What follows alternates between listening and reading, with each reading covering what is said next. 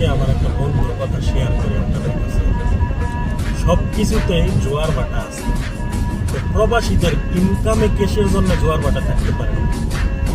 যারা দেশের বাহিরে আছে কিংবা ইভেন দেশেও আছে, তাদেরও তো একটা ইনকামের জোয়ার ভাটা থাকতে পারে।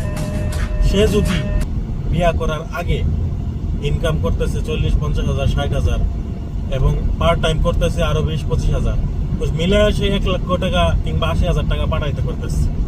তো বিয়া করার পরে যদি সেইটা তার স্যালারিটা পাঠায় যে 60 হাজার টাকা বা একটা 50 হাজার টাকা পাঠায়, তখন মা বাপ ভাই বোন বড় ভাই থাকলে ভাবি সবাই মানে চিন্তা ভাবনা কি করে যে হ্যাঁ বিয়া করে এখন বউরে দিয়া ফেলতেছে, জোলা করে ফেলতেছে। এটা দুনিয়ার সব কিছুতে যদি জোয়ার ভাটা থাকতে পারে, একটা বিয়া করার পরে ছেলেরা কিসের জন্য ইনকামে জোয়ার ভাটা না থাকতে পারে? সে হইতে পারে বিয়া করার আগে চাকরির পাশাপাশি ওভার টাইম করতো, ওভার টাইম করে আবার পার্ট টাইম পাইলে পার্ট টাইমও করতো।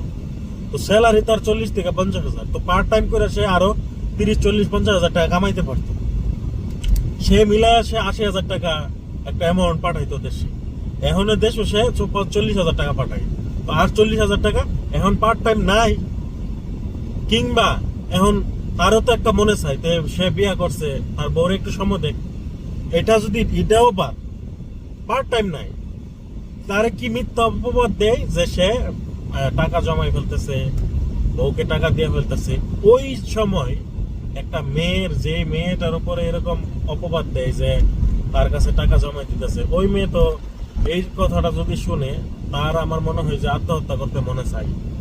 কিংবা যে ছেলের এই অপবাদটা দেয় যে সারা জীবন টাকা দিয়ে আইছে, বেশি টাকা দিতে পারছে বললে সে ভালো ছিল, এখন টাকা দিতে পারতেছে না বললে সে এখন টাকা জমাই ফেলতেছে, তো তার সেই ছেলেটারও তো আত্মহত্যা করতে মনে চায়।